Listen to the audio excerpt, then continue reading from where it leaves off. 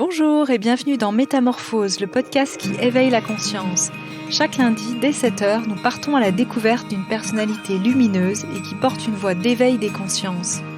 Je suis Anne Guéquière, fondatrice du magazine Féminin Bio, auteure et éditrice de projets engagés pour un nouveau monde. Dans ce podcast, j'explorerai les thèmes qui m'enchantent et me font cheminer depuis plus de 20 ans autour d'une vision holistique de l'harmonie du cœur, du corps et de l'esprit, en espérant que ces thèmes sauront vous inspirer vous aussi. Retrouvez toute l'actu de Métamorphose sur fémininbio.com et des surprises à gagner sur mon Instagram Métamorphose Podcast. Ce podcast a été réalisé grâce au soutien de l'entreprise familiale Léa Nature, engagée de nature, un fabricant français de produits bio et naturels depuis 26 ans. Partenaire officiel de la saison 1 de Métamorphose, merci infiniment à eux. Bonjour et bienvenue dans Métamorphose. Aujourd'hui, j'ondule de joie de recevoir un ami, cofondateur avec sa compagne, Imanou Rislar, du Wu Tao, un art corporel d'éveil à soi.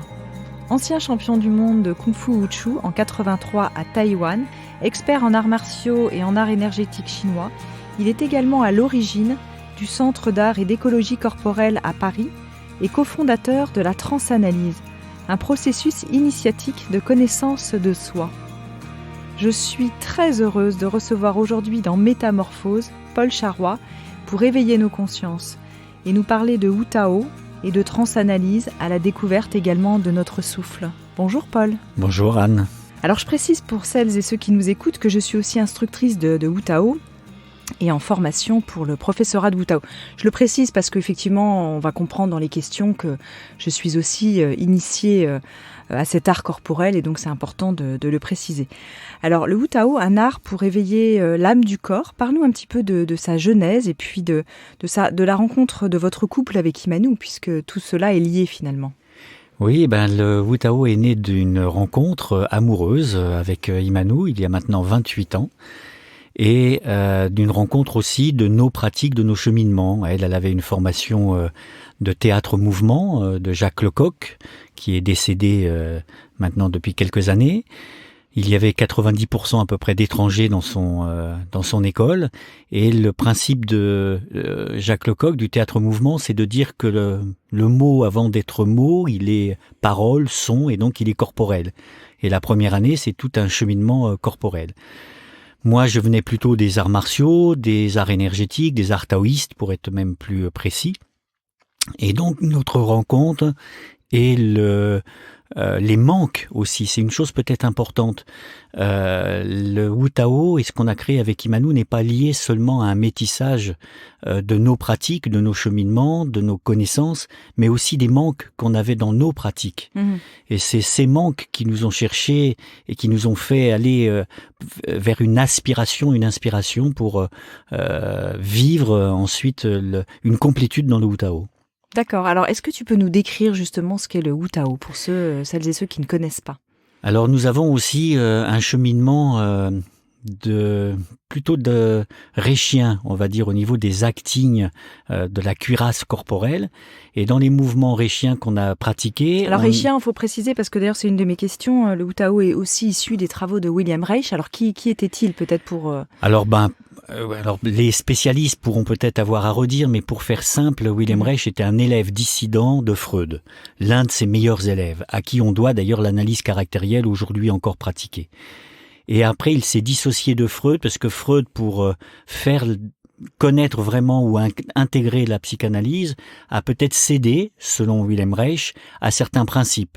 Alors Wilhelm Reich, au contraire, est resté sur l'idée de l'orgasme et de l'onde orgasmique qui doit s'épanouir dans le corps, et ce manque d'épanouissement vient de cuirasses corporelles, et ces cuirasses corporelles ne peuvent pas se dissoudre sans une pratique corporelle. Elles ne peuvent pas se dissoudre simplement par la prise de conscience, par les mots.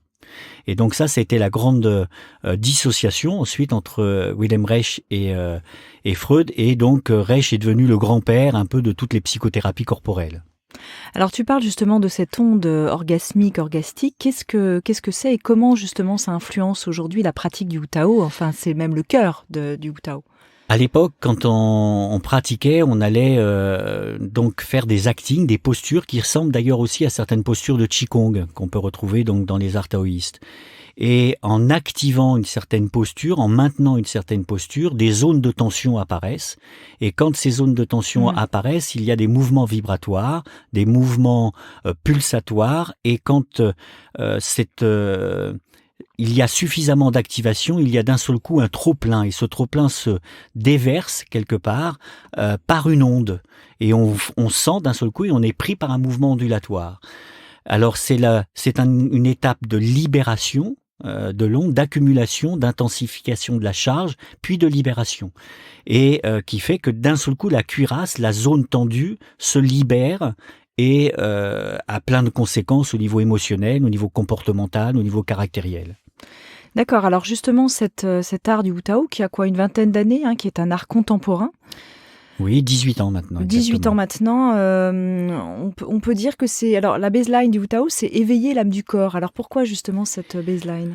Parce que dans tout cheminement de connaissance de soi, qu'il soit psychanalytique, même freudien, on va de la connaissance de soi à la connaissance du soi. Donc on est complètement dans cette lignée-là qui souvent est oubliée, c'est-à-dire que le cheminement de connaissance de soi, pour nous, est un cheminement qui doit déboucher vers quelque chose qui est transcendant de notre petite personne, oui, de notre construction caractérielle auquel on s'identifie. Donc quand ces constructions caractérielles tombent, se révèle le soi, ce qui est là, immuable, ce qui fait que nous sommes en vie, tout simplement.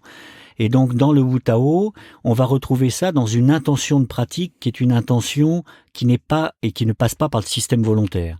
C'est-à-dire qu'on n'est pas dans la volonté de se faire un corps, on n'est pas dans l'exploitation du corps.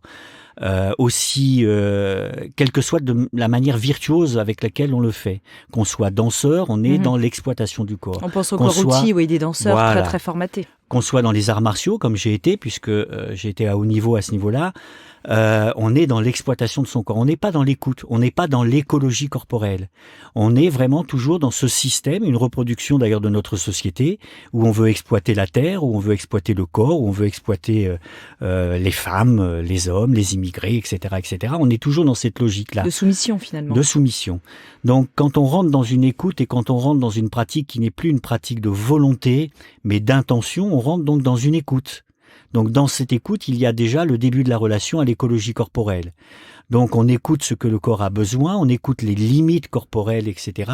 Et à partir de cette écoute, on l'emmène ensuite dans des mouvements qui respectent le développement de l'anatomie. Et je dis bien le développement de l'anatomie et pas la biomécanique rectiligne.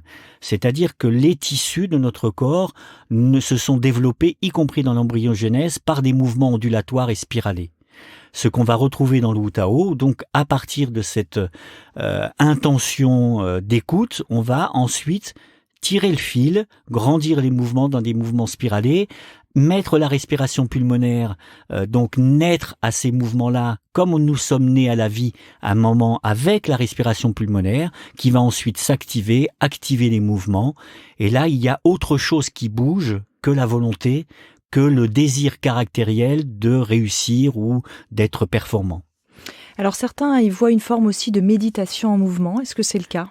Alors là, ravi que certains, et j'espère beaucoup, voient ça dans le Wu Tao. Oui, c'est une méditation en mouvement, à partir du moment où on ne veut pas faire. C'est-à-dire à partir du moment où on rentre dans cette écoute de ce mouvement ondulatoire primordial, qu'il grandit en soi et qu'il nous fait quelque part bouger. Je pourrais oser dire ça bouge. Alors, ça bouge. Et vous ne le voyez pas, mais pendant que Paul parlait tout à l'heure, il faisait de très jolis mouvements, évidemment, ondulatoires, des mains et des poignets. Et cet art du Wu Tao est vraiment très beau aussi à voir.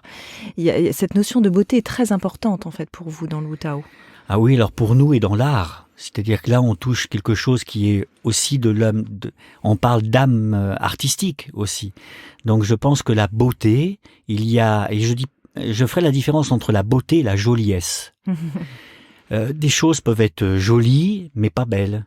Des choses, voilà, donc il y a une différence. Dans la beauté, il y a quelque chose de l'ordre de la profondeur, du mystère, du sacré, qui fait que d'un seul coup, une œuvre d'art vous touche par sa beauté. Eh ben, dans le Wu Tao, on est complètement dans cette lignée-là, c'est-à-dire que on peut voir un moment quelque chose à l'œuvre chez la personne. Alors, comme elle vient faire du Wu Tao, on va dire c'est le Wu Tao, mais c'est quelque chose d'autre qui avait d'autres noms ou qui n'a pas de nom. C'est-à-dire que d'un seul coup, on voit, ça bouge. Et dans ça bouge, il y a d'un seul coup la personne qui s'emplit, qui rayonne de beauté, et ça se voit à l'extérieur, et c'est ce qui nous permet de dire avec Imanu que là, ça y est, c'est là. Alors justement, vous parlez beaucoup de l'état en Wu Tao. Est-ce que c'est ça l'état, ce dont tu parles? Alors si c'est pas ça, c'est de toute façon en lien avec ça. C'est-à-dire qu'il y a plusieurs états en Wu Tao. Il y a l'état d'abord de lâcher prise avec la volonté. Donc de laisser tomber un peu sa construction caractérielle. Et en même temps être en hyper-présence. Et en hyper-présence. Mais donc c'est laisser tomber un peu sa personnalité. Je rappelle là d'ailleurs que le mot personnalité, on l'oublie, vient du latin persona qui veut dire masque. Donc on laisse tomber les masques de notre adaptation sociale, familiale et autres, et on essaye d'être imprégné par autre chose. Et donc dans cette autre chose, il y a ce mystère qui vient là à l'œuvre et donc qui transparaît, qui transpire vraiment au niveau du mouvement, d'un geste. Donc l'état pour arriver à ça passe d'abord par quelque chose qui se distancie de son quotidien habituel. Donc ça, c'est une première mise en état qui est une mise en écoute. Ensuite, il y a quelque chose que je commence à sentir et qui commence à m'imprégner et auquel je vais laisser la place. Et à partir de là, on peut déboucher à ce moment-là dans un autre état où on tombe en méditation. J'aime bien à dire qu'on tombe en méditation comme Obélix est tombé dans la marmite. Ah oui. C'est-à-dire que la méditation qu'on veut faire encore par le système volontaire, soit on va à l'épuisement de ce système volontaire et on tombe dans quelque chose, soit on y va d'une manière plus consciente, plus douce, oui, on pourrait le dire aussi comme ça, mais en tout cas plus consciente. Et donc à ce moment-là, cet état arrive, mais on tombe dedans. Ou alors on pourrait faire une comparaison un peu avec l'alchimie aussi. Soit je tombe dedans et je me dissous dedans à un certain moment, soit au contraire, je mets les pieds, je mets les doigts et je laisse. Et ça m'imprègne et ça me transforme. Alors, tu parlais de 18 ans à peu près de pratique du Wu Tao. Qu'est-ce que tu as vu comme bienfait chez les gens? Qu'est-ce que dans tes personnes qui ont évolué avec le Wu Tao, qu'est-ce qui émerge finalement? Alors pas forcément sur 20 ans, mais déjà en quelques séances ou en quelques années de cheminement avec cet art corporel qu'est le Wu Tao. Alors il émerge des retrouvailles. C'est vraiment peut-être le mot le plus important que je dirais. À un moment, on voit les personnes se retrouver, ou en tout cas des retrouvailles avec quelque chose de sacré en eux. Quelque chose qui lâche prise avec, par contre, tout le système de l'éducation, ce qui fait que des fois c'est difficile, parce que quand on a été éduqué par la volonté, d'un seul coup de tomber et de trouver dans le Wu Tao un état où quelque chose se passe sans cette volonté, quelque chose fleurit sans cette volonté, et que, des fois c'est à la fois merveilleux et à la fois douloureux. Oui, bien sûr. Comme toute renaissance, on pourrait dire. Tout à fait. Soi. Le Wu Tao, dans l'art du Wu Tao, le souffle, évidemment, énormément d'importance. Pourquoi est-ce que le souffle est quand même ignoré dans la vie? On parle finalement assez peu du souffle. On est sur des pratiques méditatives, on est sur plein de choses, mais on parle assez peu du souffle, même dans les médias. Il y a assez peu de livres sur le souffle. Or, on arrive au monde par un souffle et on part dans un dernier souffle. Alors il y a une chose que je vais dire là, comme elle n'est pas là, ça lui permet de mettre de la présence pour Imanu ici. Alors Imanu Rislar, qui est cofondatrice du Wu Tao, je le rappelle, avec toi et qui évidemment t'accompagne. Et donc Imanu parle de quelque chose que je trouve très beau, donc que je vais reciter. C'est à la naissance, nous sommes arrivés avec une première inspiration. Donc nous inspirons à la naissance et on n'inspire pas que de l'air, on inspire la vie et son mystère. Et donc le sacré qu'il peut y avoir dedans. Certains l'appellent Dieu, certains le nomment par des noms d'énergie ou autres, peu importe. Et donc on inspire quelque chose et on vit notre vie avec des inspires, des expires, des inspires, des expires, continuellement jusqu'à la fin de notre vie, où à la fin de notre vie on dit d'ailleurs le mot expirer, oui, pour mourir. Il expira, oui. Et donc, Imanu dit, voilà, ce souffle qui nous a été donné, à la fin de notre vie, on doit le rendre. Et on doit le rendre avec quelle qualité ? Et donc, tout le chemin entre, il nous appartient de l'imprégner de quelque chose, mais de le rendre à la fin. Donc, il y a une confusion, souvent, entre respiration pulmonaire et souffle. Et cette confusion est juste en même temps. Mais c'est important de faire la différence quand même. Les mots souffle, c'est une énergie qui circule avant même que je respire par mes poumons. Déjà dans le ventre de nos mères, l'énergie circule. Donc les souffles ou le souffle circule dans le sens d'énergie, etc. Et puis après, il y a notre naissance qui nous imprime, qui nous labellise quelque part, mammifère humain à respiration pulmonaire, et qui labellise un peu ce dernier moment évolutif. Et donc à ce moment-là, on a une respiration pulmonaire qui se mélange avec le souffle et qui fait que la respiration pulmonaire active plus ou moins la circulation de l'énergie dans notre corps autour de nous. Et donc ces respirations ont été dans l'histoire, la respiration pulmonaire très contrôlée par peur. C'est-à-dire que dès que vous respirez, il y a une alchimie qui se passe. Alors je vais prendre l'onde orgasmique de la relation amoureuse que tout le monde connaît. On ne voit pas une relation amoureuse sans emportement. Oui, le souffle s'accélère. Le cœur palpite. Sans ivresse, c'est pas possible. Mais c'est mal vu dans l'histoire parce que ça amenait les émotions justement et que l'humain étant pas capable des fois de gérer ses émotions. On a peur un petit peu de ces débordements. Oui, et c'est à juste titre dans l'histoire puisque la jalousie, ça a été aussi la guerre de Troie pour des histoires de jalousie et d'emportement d'émotions avec des milliers de morts, etc., voire des millions. Donc, méfiance. Donc on a appris dans les différents continents à contrôler les émotions et en avoir peur, sauf dans le tantrisme, où au contraire, ils ont pris la relation sexuelle et la respiration comme activateur et comme alchimie. Donc dans le Wu Tao, on est dans ce cheminement-là, avec Imanu, en pleine relation amoureuse. On s'est dit, mais comment se fait-il que ces pratiques-là ont peur de l'emportement de la respiration pulmonaire ? Et donc, nous, dans cette phase-là de rencontre, on s'est dit, on va y aller, puis on va y aller à fond. Et donc, on a respiré par la bouche. Oh mon Dieu, c'est grave, c'est dangereux, etc. On entendait des choses comme ça. Faut surtout pas faire ça. Bon, mais pourtant, on fait ça quand on fait l'amour, on fait ça quand on est exalté, on fait ça quand on est en création artistique. On ferme pas la bouche, on s'anime de quelque chose qui nous transcende. Même quand on fait aussi tout simplement du sport un peu cardio, voilà.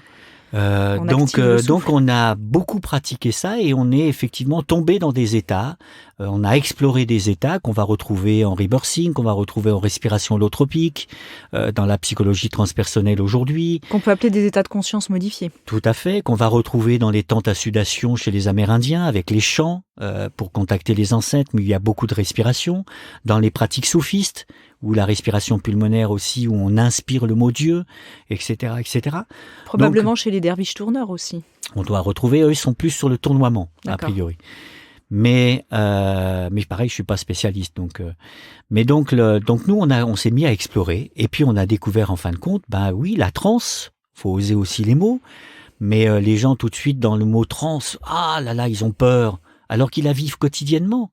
Bien sûr. Ils la vivent dans la relation amoureuse, ils la vivent dans toute la relation affective avec les enfants. On a des états de transe dans le jeu, quand on joue, quand on voit qu'on a une distorsion du temps parce qu'on a vu un film qui est absolument très bien écrit et qu'on est emporté et on se rend pas compte. C'est des transes, tout ça. Et la création a besoin de transe. On ne peut pas créer sans qu'il y ait un état de conscience qui bouge. Sinon, on ne fait que reproduire. Oui. Donc, le nouveau, l'inspiration, elle peut aller se chercher uniquement dans des états qui sont différents de ceux que j'ai dans mon adaptation quotidienne. Alors, comme les gens ne nous voient pas, donc on ne peut pas leur faire une démonstration de Wu Tao ou que tu leur montres, est-ce que y a quelque chose qui est très pratiqué aussi au Wu Tao, qui peut être en tout cas pratiqué, peut-être pas pour les débutants, je ne sais pas, tu vas nous le dire. Est-ce que tu pourrais nous donner un petit exemple du chant du souffle, à ce micro ? Oh oui, je peux faire un petit cheminement. Merci d'avoir utilisé le mot chant du souffle, Anne, car on va on a le projet de faire un livre justement là-dessus qui s'appellera comme ça. Et donc, on veut pas que ce soit une méthode. L'un des gros problèmes aussi pour nous, je suis désolé pour tous ceux qui croient ou qui s'appuient sur des méthodes, surtout ne nous en voulez pas, mais la méthode, c'est le système volontaire. Donc, nous avons avec Imanu plutôt cheminé avec l'idée de son, de musicalité, de rythme dans le souffle. Je fais un petit coucou aussi à Michel Ragy, qui a une pratique très proche de ce qu'on fait et dont certaines rythmiques du souffle aussi viennent de notre rencontre.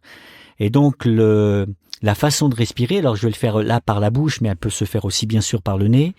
Elle est donc un peu chantée rythmiquement. Oui. Et donc ça va donner ça, je vais faire un petit cheminement. Donc c'est...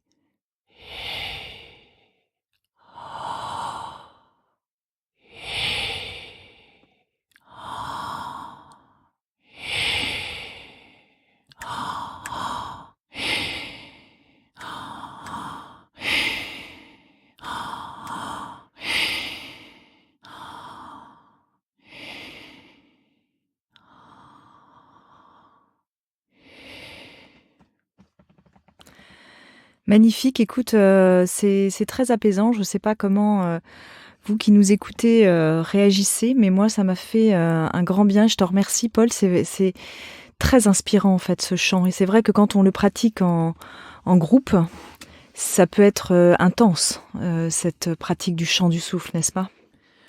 Oui, c'est intense et puis ça peut réveiller et révéler des choses qu'on a enfouies. Donc il y a des traversées, des prises de conscience émotionnelles, psychologiques, que le chant du souffle amène, qu'il est important de traverser. Mais généralement, on s'en sent beaucoup mieux après, plus allégé, plus libre. Alors tout à l'heure, tu parlais de cet art de la transanalyse. Quel est le lien justement entre le Wu Tao et la transanalyse ? Et en transanalyse, vous dites « ce que je joue de moi ne se joue plus de moi ». J'adore cette expression. Alors, je ne sais pas si les gens vont bien la comprendre quand elle est dite comme ça un peu rapidement, mais tu vas nous l'expliquer. Ouais. Le lien, d'abord, c'est nous, c'est Paul et Imanu. Le lien vient bien sûr... Il y a un livre sur l'art de la transanalyse que vous avez publié. Aux éditions du Souffle d'Or. Absolument. Et donc, il y a le cheminement d'Imanu, qui a été très important, le cheminement donc d'analyste réchien, de la construction caractérielle, du mouvement. Donc si ça n'est pas moi qui bouge, que quelque chose bouge dans le Wu Tao, que j'accompagne, dans le théâtre, dans l'art, dans la danse, qui bouge ? Qu'est-ce qui bouge en moi ? Qu'est-ce qui bouge en moi ? Et donc dans la relation initiatique au théâtre, il y avait ça de très fort qui a été un peu oublié. Aujourd'hui, le théâtre n'est plus un art initiatique ou très peu.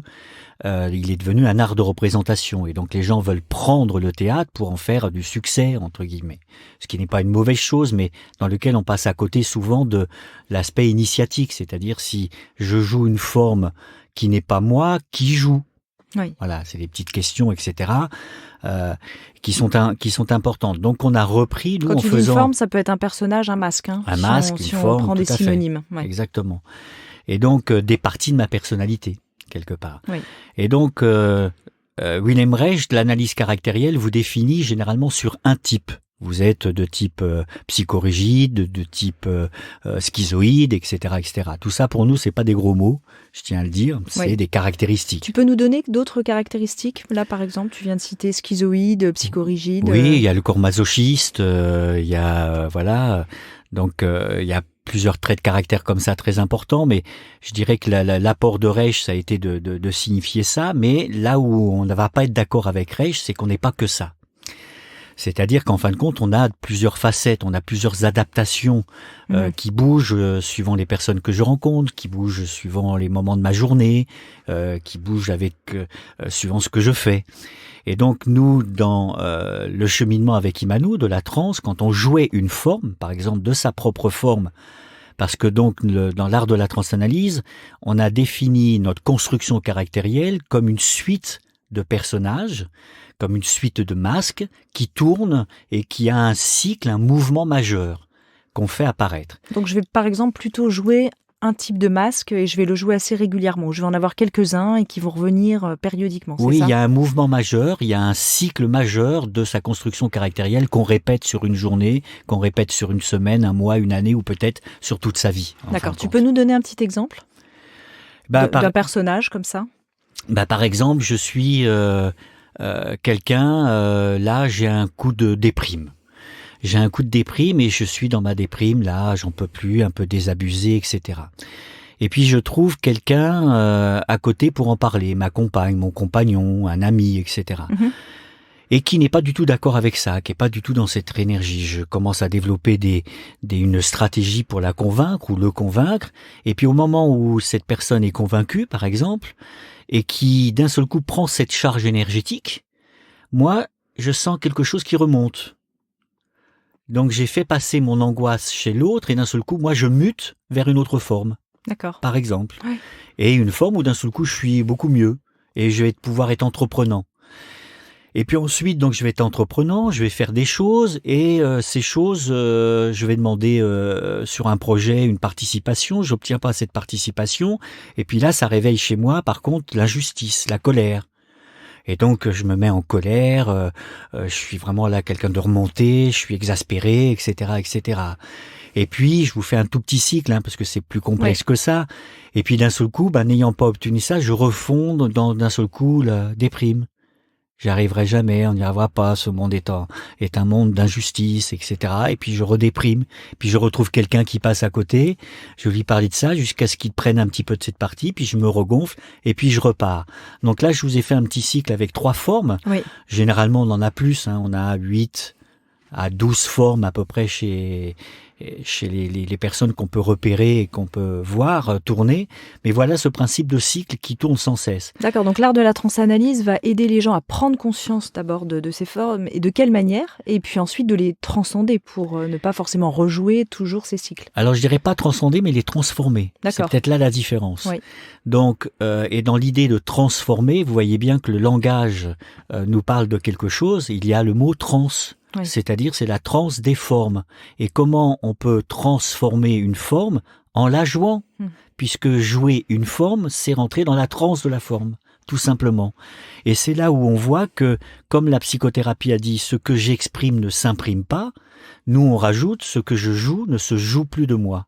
Et voilà, mais dans l'idée du cycle de la roue, pas seulement d'une forme.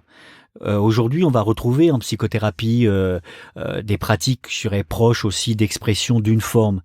Mais ce qui est important dans l'art de la transanalyse, c'est que nous disons que transformer une forme ne suffit pas. C'est transformer le cycle majeur de sa roue. C'est-à-dire que si j'ai une forme puante, pour prendre un terme de Jodorowsky, les éléphants puants et les éléphants parfumés, si j'ai une forme puante, et que je veux m'en débarrasser. Une forme puante, c'est une forme pour laquelle généralement je vais frapper à la porte de la psychothérapie, par exemple. Où je veux me débarrasser quelque chose que je n'aime pas de moi.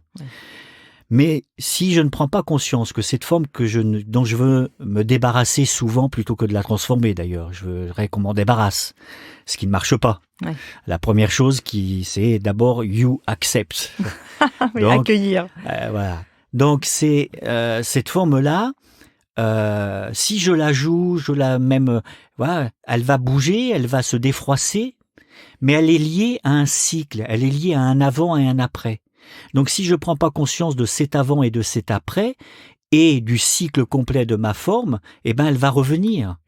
Puisqu'elle est liée généralement, et ça c'est l'apport de l'art, cette forme puante, cette forme victime, par exemple si on prend une victime, elle est liée à un tyran à l'intérieur de soi. Il n'y a pas de victime dans l'art en théâtre, à part dans le théâtre pour enfants Guignol, où il y a les bons et les méchants. Si vous voulez croire à une forme, à un personnage, au cinéma, au théâtre, dans un livre, le personnage est plus complexe que ça. Chaque forme la victime, elle est... en fait. Voilà. Et donc, dans le théâtre, en tant que comédien ou en tant que danseur, quand on veut danser une forme, un personnage, on nourrit le contre-personnage. Et ça a été l'enseignement qui nous a fait tourner sur cette roue. Et donc prendre conscience que je ne peux me transformer réellement que si je transforme l'ensemble du cycle de la roue des personnages. Alors, ce qui veut dire que dans l'art de la transanalyse, ça se passe comment? Ce sont des stages, c'est ça? Les gens viennent et ils font le cycle de leur roue. Comment ça se déroule concrètement, cette forme de... Alors, est-ce qu'on l'appelle une forme de thérapie? Connaissance de soi, peut-être le terme est plus juste? Alors je préfère le terme de connaissance de soi parce que je trouve que, et avec Immanou, nous trouvons que nous sommes dans une époque où l'idée que j'ai un problème, que je veux transformer ce problème ou surtout m'en débarrasser, est un frein à la connaissance de soi. C'est ce que je dis n'est pas très bien pour tous ceux qui sont en cheminement de ce type-là, parce que ça amène quand même à la connaissance de soi. Mais en tout cas, nous recherchons des amoureux. C'est-à-dire, nous recherchons non pas quelqu'un qui se met en cheminement parce qu'il a une problématique, on le refuse pas non plus, hein. Oui. Mais nous recherchons des amoureux, c'est-à-dire des personnes qui d'un seul coup ont, après tout, je vais bien, je suis plutôt bien, mais j'ai quand même envie de découvrir ce qui m'anime et comment ça m'anime. Donc on est plus dans ce registre-là. Dans une forme de quête d'élévation, ou d'éveil, quelque part. Oui, d'éveil, Oui. vraiment, on ose le mot, d'éveil, voilà. Et donc, ça se passe de la façon suivante. Il y a la possibilité de faire des trainings, ce qu'on appelle en séance particulière. Il y a la possibilité de faire des mini-groupes. Et puis, il y a les grandes réunions de stage qui sont des très belles façons de commencer. C'est-à-dire qu'il y a 2 stages que nous faisons, qui sont des portes d'entrée, 3 d'ailleurs, intéressantes, qui sont le masque neutre. Ça vient donc vraiment du théâtre. Oui. Je pourrais en dire un petit mot tout à l'heure. Absolument. Si tu veux. Oui. Et donc, il y a le clown, qu'on appelle le Tao du clown, et la danse des polarités. Donc, ces 3 portes d'entrée qui sont très intéressantes pour commencer à rentrer, dans lesquelles on vit des choses intenses, on vit des libérations, des prises de conscience. Donc, qui sont vraiment des rencontres qui font ça, quoi. Et puis après, il y a l'engagement dans un cheminement qui est obligatoirement plus long, même si on a des bénéfices tout de suite. Il y a un cheminement qui est plus long, qui est un cheminement de vie, mais qui est une belle aventure. C'est pour ça qu'on veut des amoureux. C'est-à-dire que c'est l'aventure de connaître ma roue, qu'on va appeler donc le cycle de déterminisme, qui est celui qui me détermine dans mes résiliences et autres, puisque je ne suis pas psychopathologique, sinon ça n'est pas le même cadre. Oui. Et puis après, de ce cycle-là, on pourrait dire qu'il y a un cycle d'une roue de guérison ou d'actes de transformation qui sont à faire, pour déboucher ensuite sur un 3e cycle, qui est le cycle d'accomplissement. C'est-à-dire que, comme dans l'œuvre alchimique, cette matière, qui est ma construction caractérielle, une fois qu'elle est conscientisée, une fois qu'elle est jouée, une fois qu'elle est transformée, elle devient une sorte de source, de point d'appui pour pouvoir accomplir un destin. Et là, qu'est-ce qu'on voit justement émerger pour les gens qui ont fait ce cycle? C'est différent pour chacun, c'est ça qui est très intéressant et très riche, c'est-à-dire qu'il y a une sorte de pierre précieuse qui apparaît après cette alchimie de la pierre brute, qui est particulier à chacun. C'est-à-dire que là encore, on peut voir quelque chose qui est à l'œuvre, une sorte de destin où on va retrouver cette notion d'ailleurs indienne qui parle du karma au dharma. On a exactement la même alchimie. En fin de compte, on pourrait dire que la construction caractérielle, c'est son karma, et puis la transformation, la prise de conscience, le feu de l'observance, le feu alchimique va transformer ça en dharma, c'est-à-dire en destin à accomplir dans lequel je dois m'engager. Par contre, je dois dire quand même que c'est engageant. C'est-à-dire quand je fais ce cheminement-là et que j'ai pris conscience et commencé à transformer cette construction caractérielle, cette personnalité, après en point d'appui pour pouvoir accomplir une œuvre quelque part, je me dois à cette œuvre. Et ça, c'est une notion importante. Vraiment, c'est important d'insister à ça. Oui. C'est-à-dire que je ne peux pas faire marche arrière. Je me dois à cette œuvre, sinon, ça va grincer. Oui, puis c'est un engagement de tout son être, de toute une vie, finalement. Après, peut-être que certaines personnes ne peuvent pas peut-être aller plus loin dans leur histoire, mais ça, c'est encore autre chose. Alors moi, je dirais que non, elles ont le libre arbitre de le faire ou pas, et elles décident de ne pas le faire pour plein de raisons qu'on peut aussi comprendre, entendre, etc. Mais il y a un moment une notion de libre arbitre qui est de décider est-ce que je m'engage vers ça.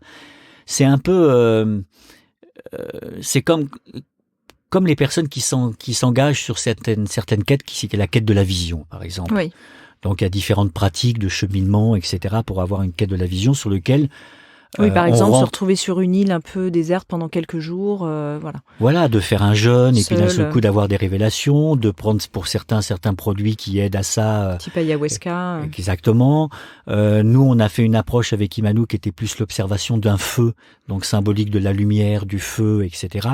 Et le feu doit rester pendant plusieurs jours tout le temps allumé, on doit le veiller tout le temps. Cette veille du feu fait qu'elle instaure chez nous, par effet miroir, une sorte de vigilance, d'état, etc., à l'éveil de ce feu en soi, en fin de compte, puisque le feu à l'extérieur n'est que le reflet de ça. Et donc apparaît d'un seul coup via une vision. Tout le cheminement qu'on a fait avec Imanu, du magazine Génération Tao, du sang, du Wu Tao et de l'art de la transanalyse est venu de ça. Oui. Hein? Et donc quand on a ensuite cette vision, eh ben on se doit ensuite de se mettre en route pour accomplir cette vision. Sinon, ça grince. Alors toi, Paul, dans ton parcours, à quel moment tu as le sentiment que tu as reçu déjà cette mission de créer avec Imanu le Wu Tao, l'art de la transanalyse? Est-ce que dans ta vie, tu as eu une phase d'éveil importante, une sorte de révélation à un moment où ça a été plutôt le fruit d'un cheminement? Alors ce que je vais dire va faire plaisir à Wilhelm Reich, s'il nous entend quelque part. Oui. Je dirais que moi j'ai eu vraiment une révélation à l'adolescence. Je ne lisais pas de livres jusqu'alors. Je disais que des bandes dessinées. J'étais très comme Steve Jobs, très sport, etc. Comme ça, voilà.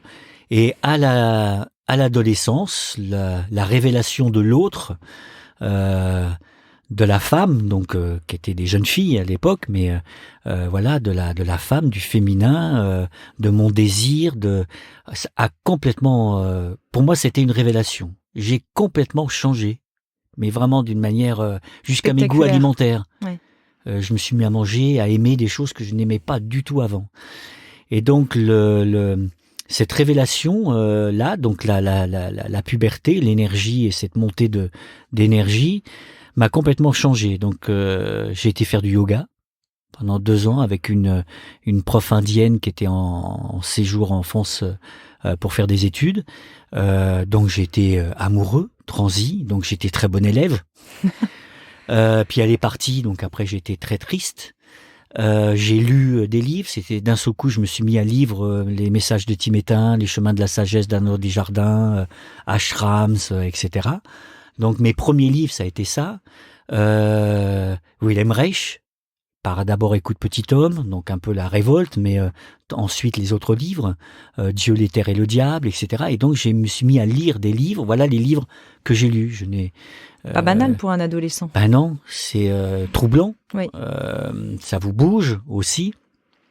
Et puis donc ça a été la première choc de révélation qui a été donc la rencontre avec la femme, le féminin. Et le deuxième choc ensuite, ça a été la rencontre avec Imanu. Oui, bien sûr. Là, dans un accomplissement. Ça me fait des frissons là quand tu dis ça. Donc je dirais dans ce premier choc, ça m'a ouvert toutes ces aspirations. J'avais déjà des qualités de transmission, de pédagogue qui sont apparues à ce moment-là, de vouloir animer, au point d'ailleurs de devenir animateur puis directeur de maison de jeunes et de la culture. Voilà, donc j'ai eu tout ça, mais j'avais déjà l'envie de créer quelque chose dont je parlais, de créer une danse, un art corporel, etc. Mais je le faisais pas. Mmh. Et je le faisais pas parce qu'il me manquait une complétude. Il me manquait quelqu'un, il me manquait Imanu. Et la rencontre avec Imanu m'a fait que j'ai osé aussi. Sinon, je pense que je n'aurais jamais eu le courage. J'aurais été un beau parleur, j'aurais parlé de ça, j'aurais dragué avec ça. Oui. Mais jamais je l'aurais fait parce que quand vous vous mettez aussi au service d'une œuvre, vous n'existez plus quelque part. Ça aussi, c'est une notion importante. C'est-à-dire, quand on crée quelque chose, on s'appartient plus. Et on doit accepter ce jeu-là. L'œuvre est exigeante. Absolument. J'ai une question à te poser. On arrive hélas à la fin de ce podcast et c'est toujours un immense plaisir et une grande joie de t'écouter, comme on peut le faire quand on suit des stages, des cours de Wu Tao. Il y a aussi cet enseignement à travers la tradition orale qui est très important dans l'art du Wu Tao. Et cette question, quelle est ta plus grande espérance aujourd'hui, Paul, pour le monde ? J'ai été quelqu'un de très optimiste. Aujourd'hui, je suis un peu pessimiste quand je vois le monde actuel et j'ai bien peur que le monde ne puisse pas se transformer sans combat au jour d'aujourd'hui. J'ai cru pendant un moment qu'il se transformerait sans combat, qu'il n'ait pas besoin de combat, de violence pour se transformer. Donc mon espérance, ça serait qu'il y ait une prise de conscience là, qu'on n'a pas besoin du conflit, de la maladie pour changer. Qu'on peut prendre de l'avance, qu'on peut bouger les choses, changer les choses avant d'en être contraint. Mais ça nécessite une prise de conscience. Il n'y a, je crois, que la prise de conscience et la foi en cette prise de conscience qui nous permet d'agir avant que ça nous tombe dessus. Alors pour avoir foi dans cette prise de conscience, et je ne peux que partager ton avis, un petit chant du souffle un peu dynamique pour nous, dans un souffle, nous envoyer cette intention à l'univers entier, on pourrait dire. Ok, avec plaisir.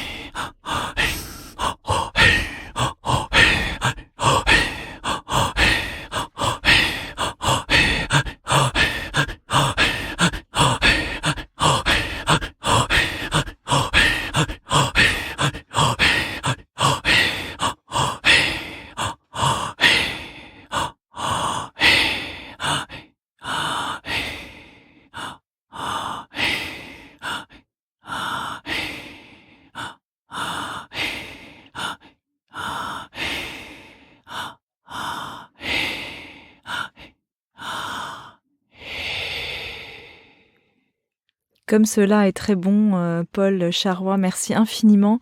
Je rappelle que donc pour tous ceux qui sont intéressés par le Wu Tao, ils peuvent aller sur le site internet wutao.fr ou acheter votre livre au courrier du livre, Wu Tao, ou celui de l'art de la transanalyse. Et puis évidemment, on partage cette émission avec Imanou qui a été présente, Imanou Rislar qui est ta compagne, qui a été présente lors de cet enregistrement. Paul, merci beaucoup. Merci Anne, merci beaucoup. À bientôt. À bientôt. Merci de nous avoir écoutés. Pour me retrouver chaque semaine, abonnez-vous gratuitement sur Apple Podcast ou sur votre plateforme préférée.